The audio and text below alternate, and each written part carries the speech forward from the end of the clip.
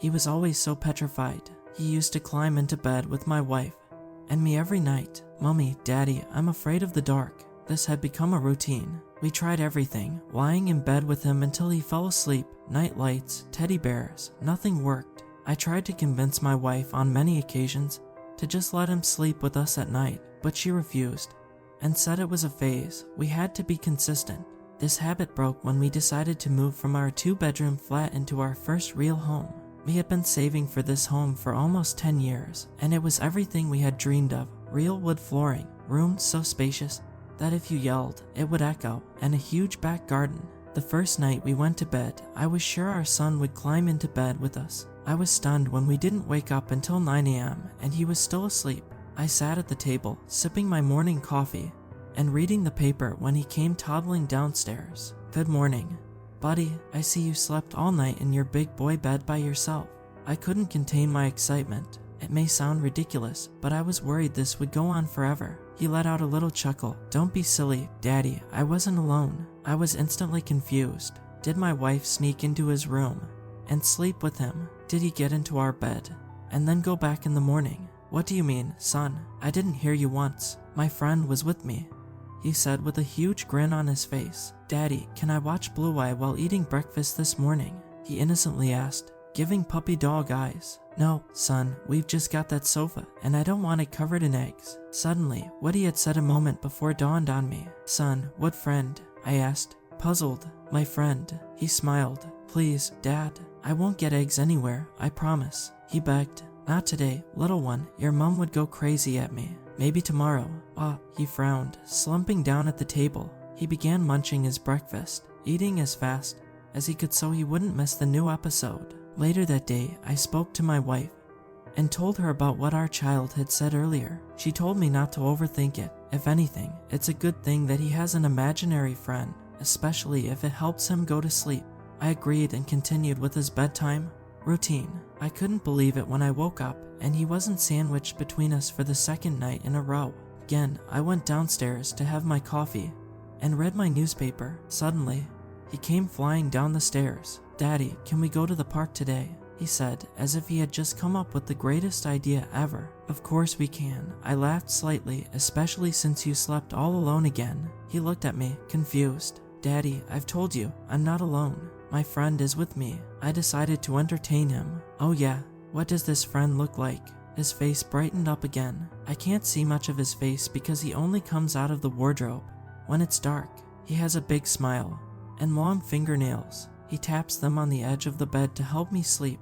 Needless to say, I was slightly disturbed. That sounded terrifying to me, but kids are imaginative and say all kinds of crazy things. Wow, he sounds cool. What's his name? He told me not to tell you. He sang in a cheeky way, as if he thought it was funny that I wasn't allowed to be in on the secret.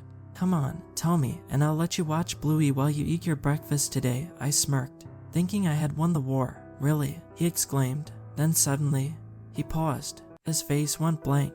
He turned around and looked towards the ajar coat room that was in the hallway separating the kitchen and living room. He turned back around, lowered his head. I can't tell you, Daddy, he said, sounding rather disappointed. He hopped up to the kitchen table, looking defeated, and started eating his toast. I won't lie, I got kind of freaked out. I peered into the hallway, into the cloakroom. Nothing seemed amiss. It was dark, as it needed a light bulb, but nothing out of the ordinary. My wife's words ran through my head. This was a good thing. That night, he was rather tuckered out from his day at the park. My wife and I were excited to have a full night together, and we're going to make the most of it, eating junk food in bed while watching a movie, something we hadn't been able to do since our son was born. Suddenly, all the fizzy pop hit me, and I got up to go to the bathroom. I hopped out of bed and made my way to the bathroom. I thought maybe I'd check on our little man and his friend on the way. I placed my hand on the doorknob and my blood ran cold. Before I got a chance to open the door, I heard tap, tap, tap.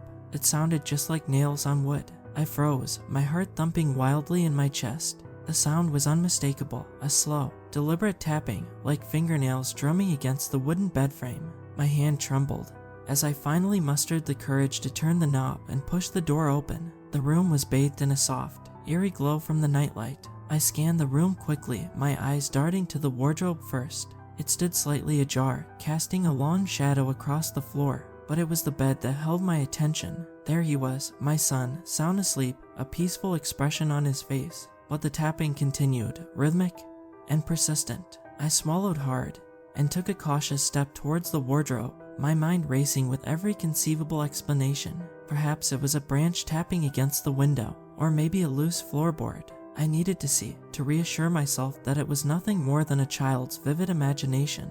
With each step, the tapping grew louder, more insistent. I reached out and pulled the wardrobe door open, expecting to see nothing but a collection of small clothes and toys. Instead, my breath caught in my throat. The wardrobe was empty, save for a few hangers swaying slightly as if disturbed by a breeze. And then, a chill ran down my spine. From behind me, I heard a soft, almost inaudible whisper, "I told him not to tell you." I spun around, my heart pounding so hard I could hear it in my ears. The room was empty, apart from my son, still sound asleep. I backed away slowly, unable to tear my eyes away from the dark corners of the room. It felt as though something was watching me, something unseen and sinister. I closed the wardrobe door firmly, trying to steady my breathing. Just then, my son stirred and opened his eyes, looking straight at me. "Daddy," he murmured sleepily, "my friend says you shouldn't be here." I forced a smile, my voice trembling. "It's all right, buddy. Go back to sleep."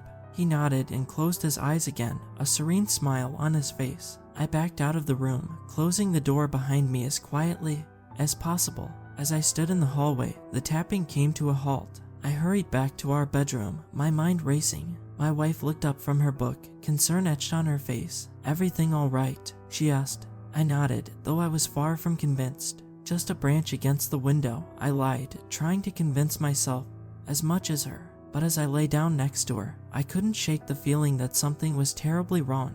The house, which had once seemed so perfect, now felt ominous and foreboding, and the words of my son echoed in my mind. I wasn't alone. As I drifted off to sleep, I couldn't help but wonder about the friend who only came out of the wardrobe when it was dark, with a big smile and long fingernails. The friend who tapped on the edge of the bed to help him sleep. And for the first time since I was little, I found myself petrified of the dark. Suddenly, a creak of the wardrobe sounded. My eyes snapped open to stare at the ceiling. I couldn't move as my chest began pounding. Tap, tap, tap.